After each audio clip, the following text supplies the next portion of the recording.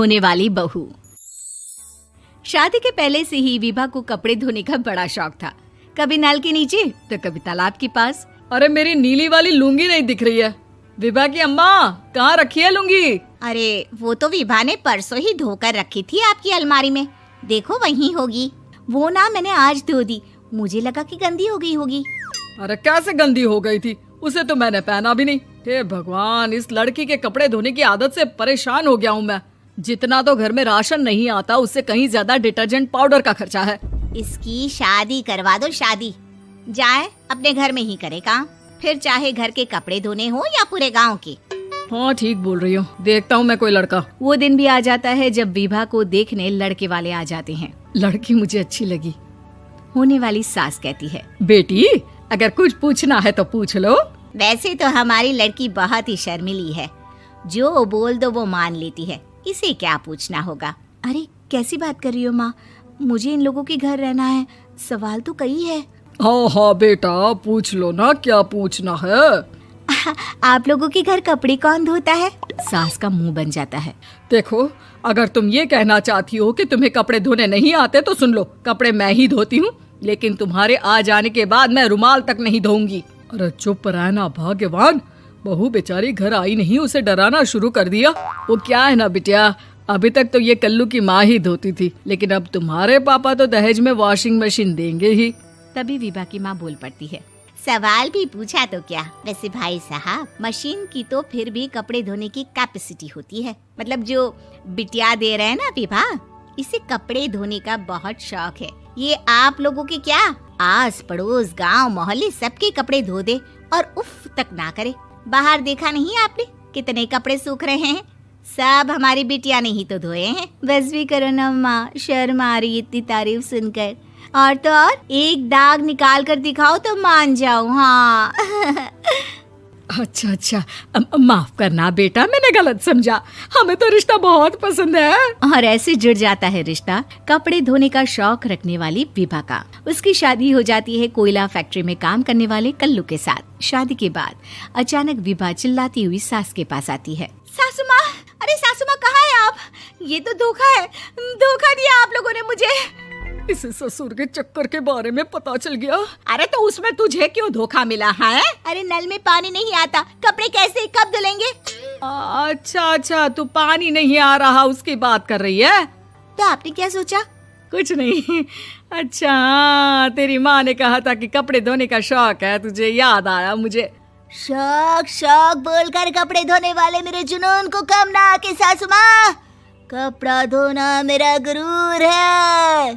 तभी पति भी वहाँ आ जाता है। अभी मैंने इसे सनी देओल की फिल्म दिखाई है, उसी के डायलॉग मार रही है माँ। अच्छा सुन, साफ बता रही हूँ, पानी सुबह 4 से 6 और शाम को 10 से 12 आता है, समझी?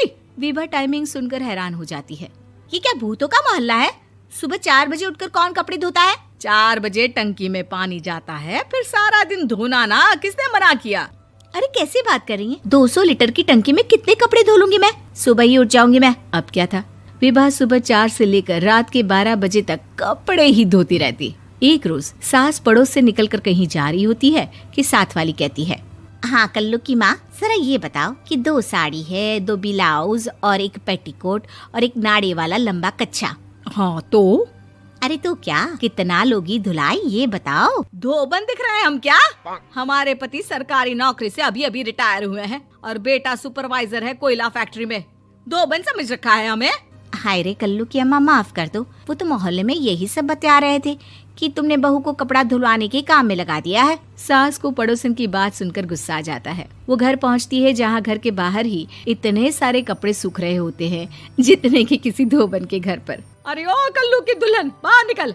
माँ जी यहीं आ जाओ, बाथरूम में चादर धो रहे हैं हम। अरे अभी हम धोते हैं, तुमको बाहर निकलो। ये आस पड़ोस वाले बोल रहे हैं कि हम बहू से कपड़े धुलवा कर उसे कपड़ा धोने वाली बना दिए हैं।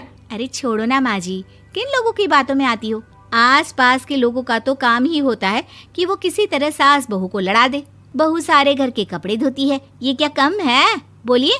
सास को भी लग जाता है कि वो बहू का ये सनकीपन नहीं छुड़वा सकती, इससे अच्छा है कि खुद ही चुप हो जाए।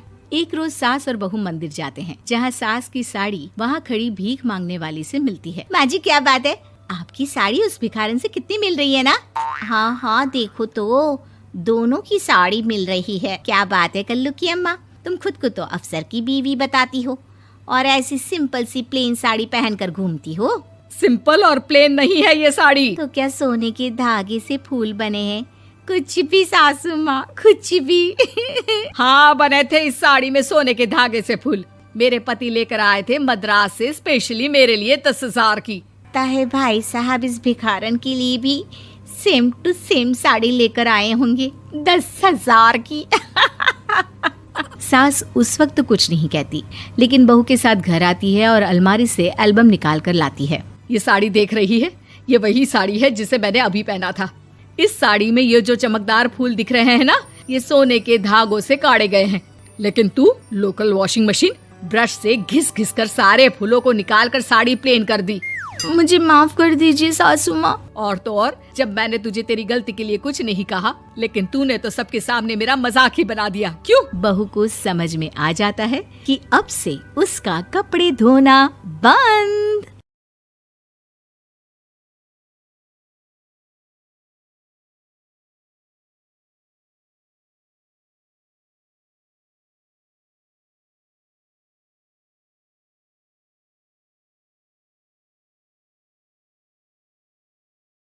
वीडियोस बनाने हैं फिल्मोरा है ना।